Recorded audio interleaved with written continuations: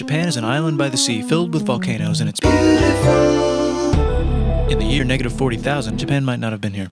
In the year -1 billion, it was here, and you could walk to it, and some people walked to it. How did this happen? It got warmer, some icebergs melted, it became an island, and now there's lots of trees. Because of trees. So now there's people on the island, they're basically sort of hanging out in between trees, nuts off trees, and using the latest technology, like snows and bowls. Ding dong, it's the outside world, and they have technology from the future, like Nintendo and crazy rice farms.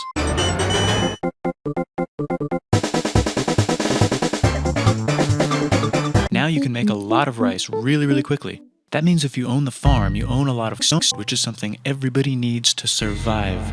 So that makes you... Rice farming and rice kingdoms spread across the land, all the way to here.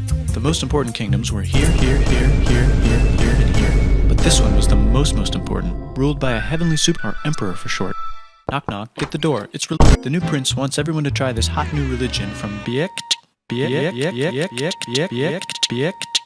Please try this religion, he said. Said everybody. What? And so the religion was put into place, and all the rules that came with it. Then the government was taken over by another clique, and they made some reforms, like making the government govern more, and making China's government govern more, which is a government that governs more. Hi, China, they said. Hi, dipshit, said China. Can you call us something else other than dipshit? Said Japan. Like what? Said China. How about Sunrise Land? Said Japan. And they stole China's alphabet and wrote a book about themselves.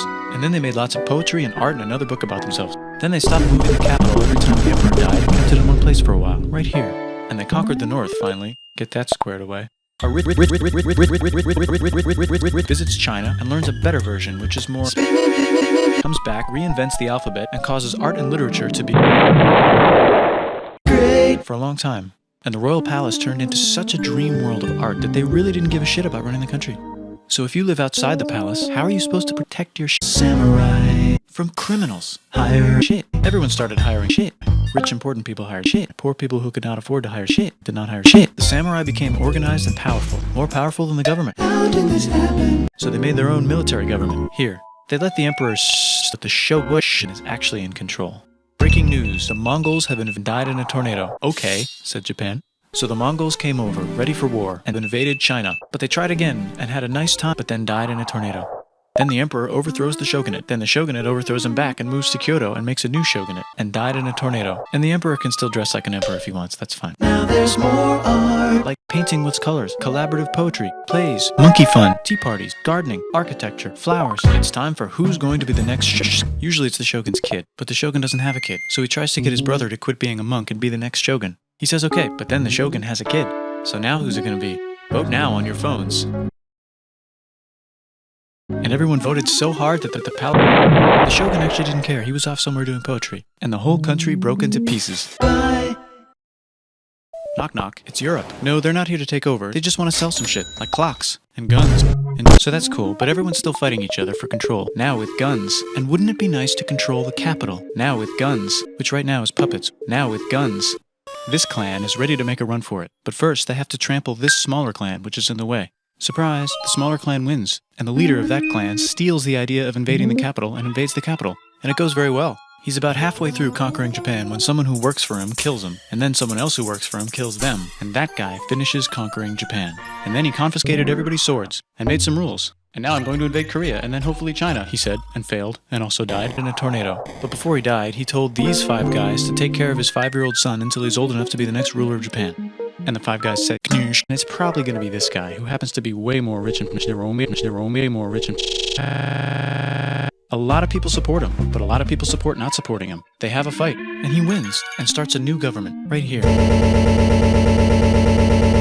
And he still lets the emperor dress like an emperor, and have very nice things. But don't get confused, this is the new government, and they are very strict. So strict they closed the country, except for the Dutch, if they want to buy and sell shit, but they have to do it right here. Now that the entire country was not at war with itself, the population increased a lot. Business increased, schools were built, roads were built, everyone learned to read, books were published, there was poetry, plays, sexy times, puppet shows, and people started to study European science from books they bought from the Dutch. We're talking geography, skeletons, physics, chemistry, astronomy, and maybe even electricity. Over time, the economic and cultural prosperity began to gradually slow down. Knock knock. It's the United States with huge boats, with guns. Gunboats. Open the country. Stop having it be closed, said the United States. There's really nothing they could do, so they signed a contract that lets you visit Japan anytime they want.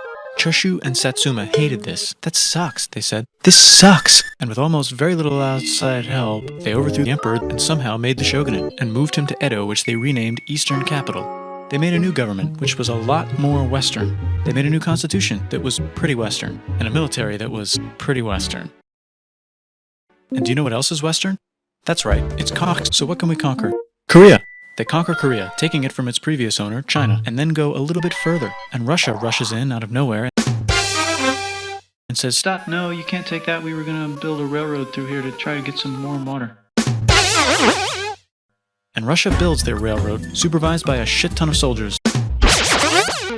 And then when the railroad was done, they upgrade to a fuck ton. Did I say upgrade? I meant downgrade it. And Japan says, "Can you maybe chill?" And Russia rushes in out of nowhere and says, "How about maybe you chill?" Japan is kind of scared of Russia. You'll never guess who's also kind of scared of Russia. Trees! So Japan and trees make an alliance together so they can be a little less scared of Russia. Feeling confident, Japan goes to war against Russia. It's time for World War I. The world is about to have a war because it's the 1900s and weapons are getting crazy, and all these empires are excited to try them out on each other. Meanwhile, Japan has been enjoying conquering stuff and wants more. And the next thing on their list is this part of China and lots of tiny islands. All that stuff belongs to Germany, which just had war declared on it by trees. And because trees was friends with Belgium, which was being trespassed by Germany in order to get to France to kick France's ass because France is friends with Russia, who was getting ready to kick Austria's ass because Austria was getting ready to kick Serbia's ass because someone from Serbia shot the leader of Austria's ass. Or actually shot him in the head. And trees is currently friends with Japan, so you know what that means. Duh, Japan should take the islands. Which they wanted to do anyway, so they called Britain on the Nintendo to sort of let them know. And then they did it. And they also helped Britain a little here and there with some errands and stuff. Now the war is over, and congratulations, Japan, you technically fought in the war, which means you get to sit at the negotiating table with the big dudes, where they decided who owns what.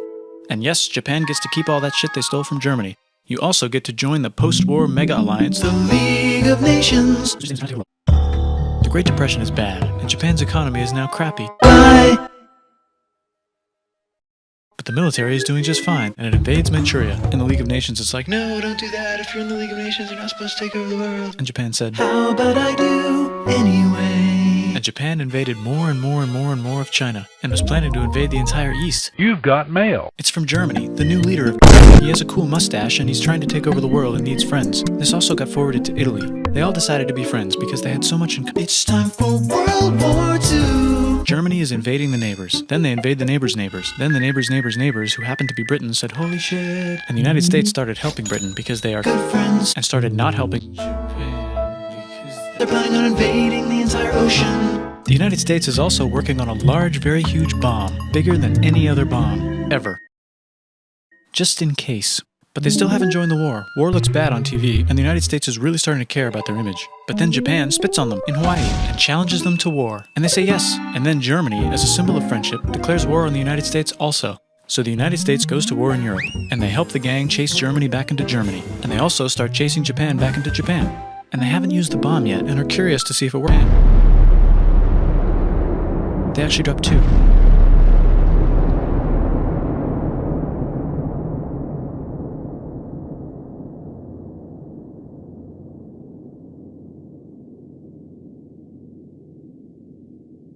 The United States installed a new government, inspired by the United States government, with just the right ingredients for a post-war economic miracle. And Japan starts making TVs, VCRs, automobiles, and camcorders as fast as they can, and also better than everybody else. They get rich, and the economy goes wild, and then the miracle wears off. But everything's still pretty cool, I guess. Bye.